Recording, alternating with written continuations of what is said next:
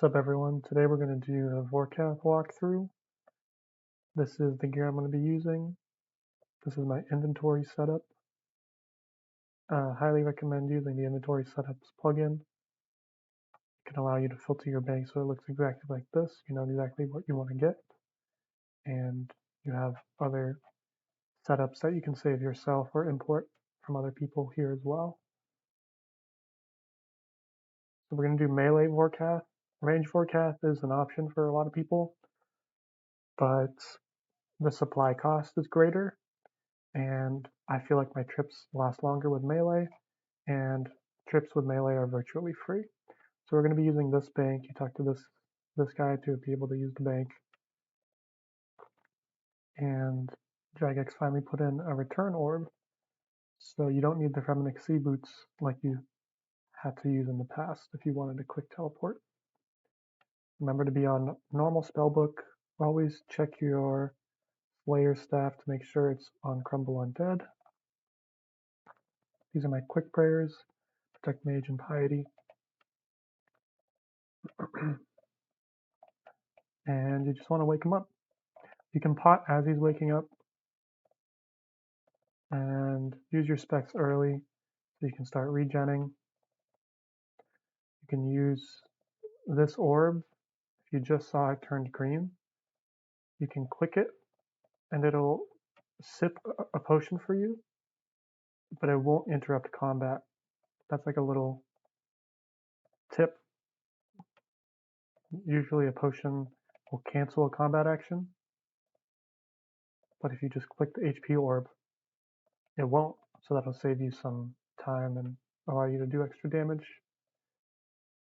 The Wook's Walk, when you're meleeing, I think is actually easier than when you're ranging. When you're ranging, you're using the blowpipe or another weapon, typically the blowpipe though. And you need to click every tick for that. Even if you're using a crossbow and you're using the back row,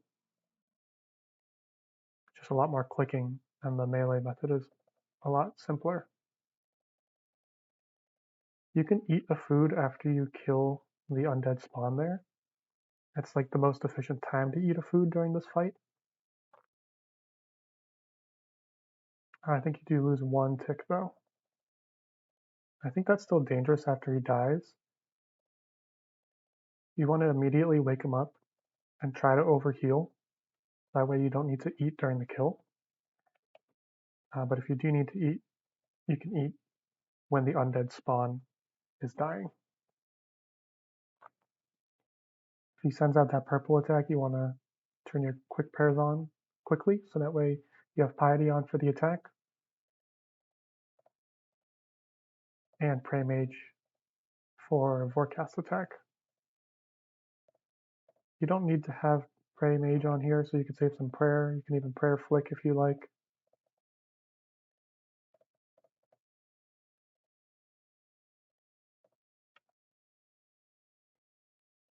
And just keep an eye on your prayer as well. There's no reason to ever get smited here. And you want to let your loot pile up in one spot. You want to always check your potion timers. So here I'm going to show you. And then you just spam click a food. And then you can spam click Vorkath and you'll automatically attack him as soon as he becomes damageable. Now there's a difference between damageable and attackable. If you attack him one tick too early or as soon as he's attackable, the damage will be nulled. So you actually want to wait one tick. But if you eat a food, that solves the problem for you automatically. The food delay doesn't allow you to attack until he is both attackable and damageable.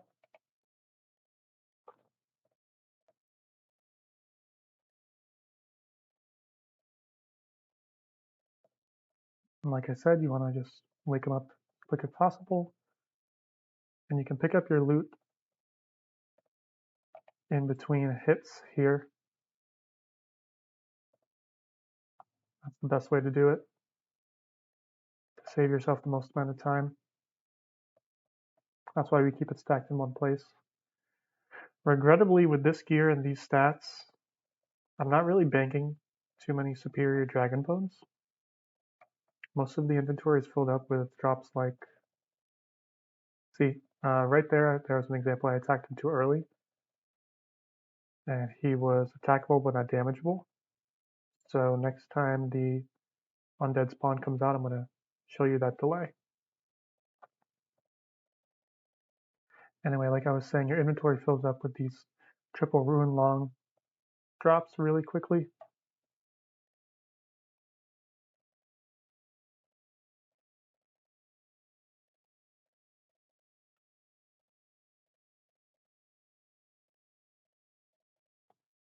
And like I said, you don't need to prayer flick or even one tick flick. One thing though, often you're limited by the amount of food you have because Vorkath hits pretty hard with range and melee.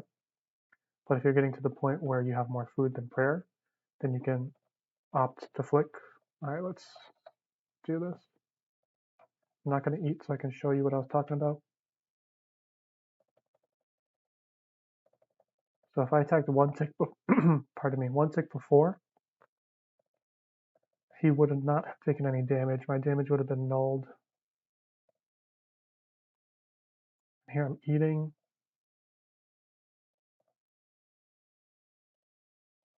And the most important thing I forgot to mention is making sure that your potions are always up. So my potion was probably down for a little while there.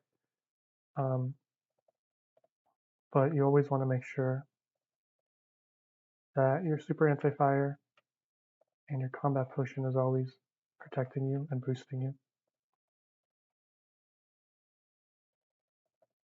See, just a little delay there to make sure.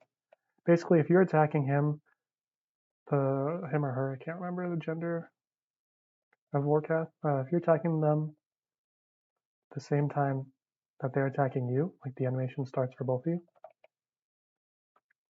then you did it right.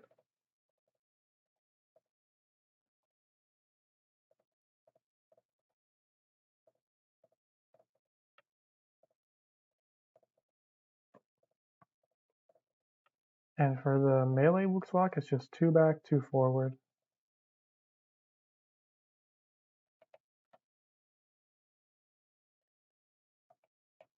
Like I said, you can always be drinking your prayer pots so you don't get smited or even come close to it. But you don't want to eat a food unless you're in between kills or the undead spawn is dying.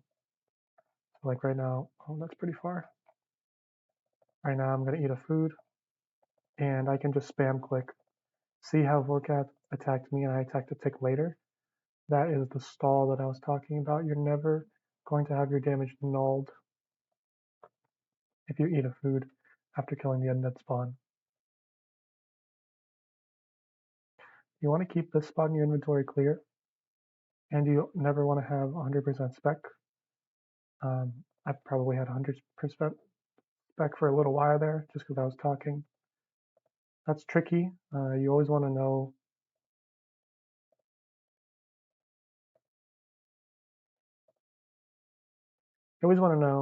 which corner you're going to get dragged to. I was talking about the trickiness of that fireball because I was going to lose some time to avoid the fireball, but that's 100% necessary. You're typically going to lose like a tick every time you dodge the fireball, unless you have run on or control click to run, but I don't really mess around with that. I'll just take the extra tick loss. And just to reiterate, yeah, you never want to have your spec at 100%. You always just want to be dumping them. There's no real best time. Oh, that was weird. He let me attack super early there. Oh, it's because I didn't eat a food. Whoops. Getting a little distracted by trying to explain what's going on. Overall, Vorkath is a very simple boss, very straightforward. It's really cyclical,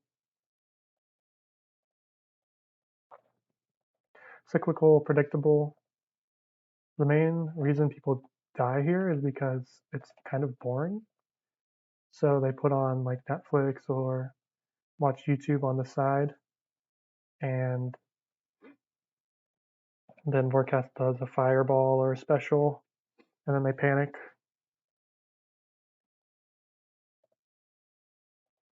My inventory setup is what I recommend for someone with gear and stats like me, because I'm typically running out of prayer and food at the same time. It's never just one or the other.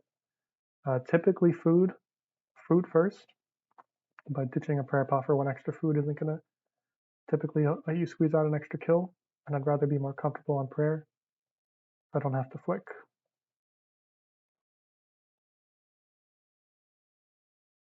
Like I said, it's a really simple boss. Most of the time you're just standing here poking him to death.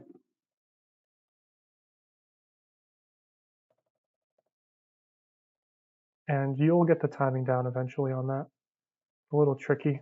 I think it's 3 ticks. I count to 3 in my head. As soon as the projectile lands, I go 1, 2, 3.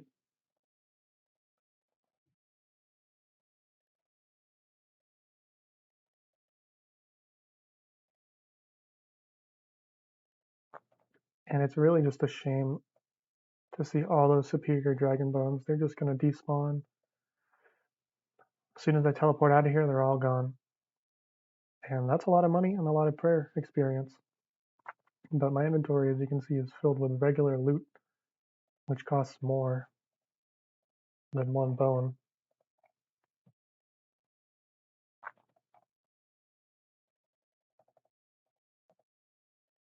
That time I think I just rolled a 0. I don't think she was immune because we were both attacking on the same tick.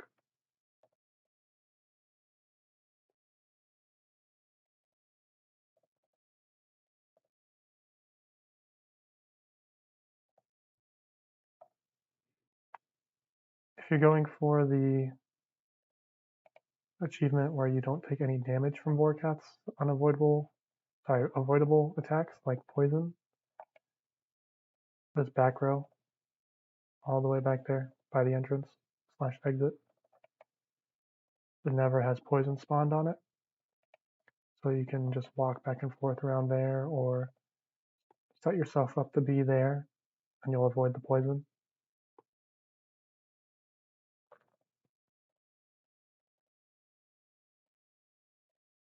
Inventory is so full I can't even equip my claws.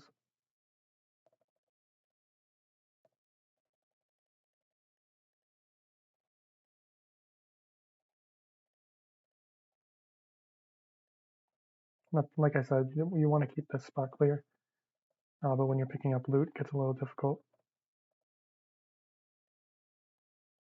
And then I want the loot to spawn on this side, so I'm really trying to focus and stay on this side even though I'm dodging fireballs. You also want to bring like half manta rays, half anglerfish, and you want to focus on eating the manta rays when you're below 77 HP, so that way you can save the anglers for overhealing.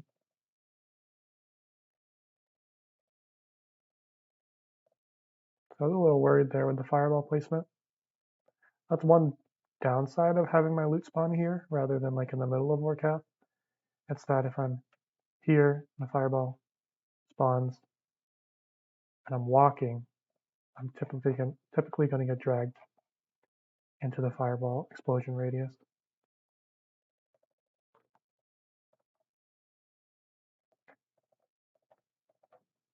All right, I am going to have to focus here because I think I'm going to run out of prayer. And I have 5 extra food.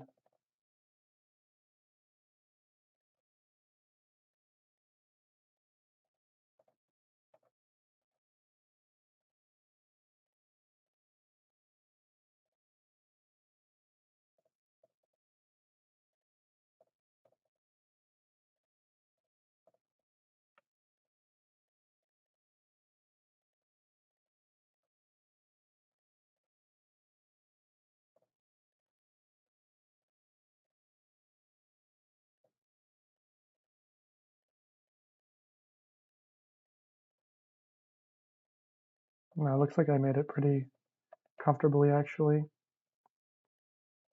think you need a I don't think you need to kill that thing, but I'm just gonna do it just in case.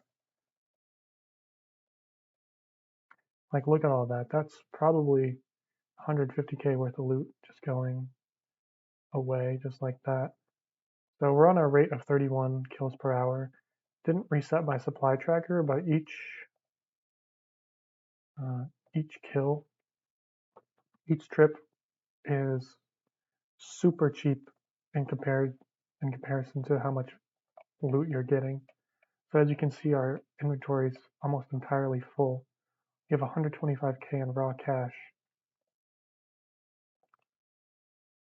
and this is a pretty standard or above average because we have the dragon plate legs and dragon bolts. But pretty typical of Vorkath loot here. Typically, you can squeeze out about a mil per inventory. If a good trip is a mil per inventory. 800k is amazing as well. Let's check out our supply cost.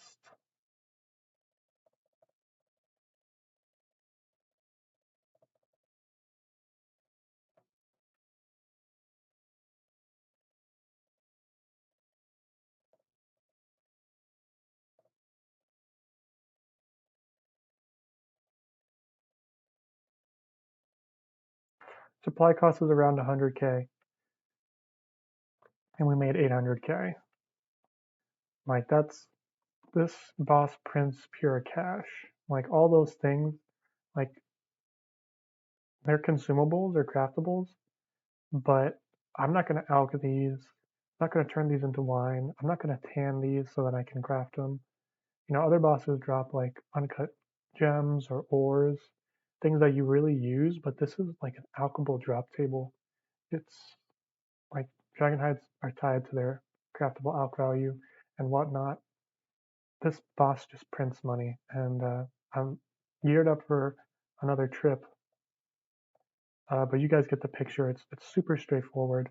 100k in supplies used. How many kills was that? I was doing some kills before, so this kills per hour might even be a little slow. But typically you get like 5 or 6 kills per inventory.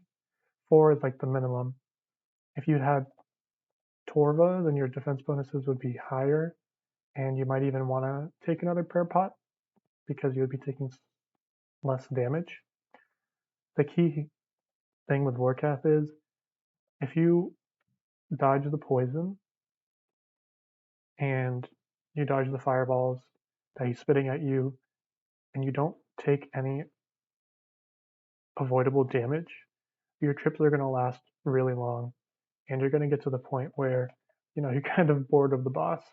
I don't really want to do another trip because it's just so straightforward and intuitive. A lot of people like to do this boss. You'll pick it up pretty quickly. There's really not much nuance to it except for that tick delay with the undead spawn. Range, you might be able to get more kills per hour if you're using like a ZCB. But like I said, the supply cost is like the supply cost is just ridiculous for me. And I got a genie, so I have good luck now, and everyone else has good luck. So thanks for watching.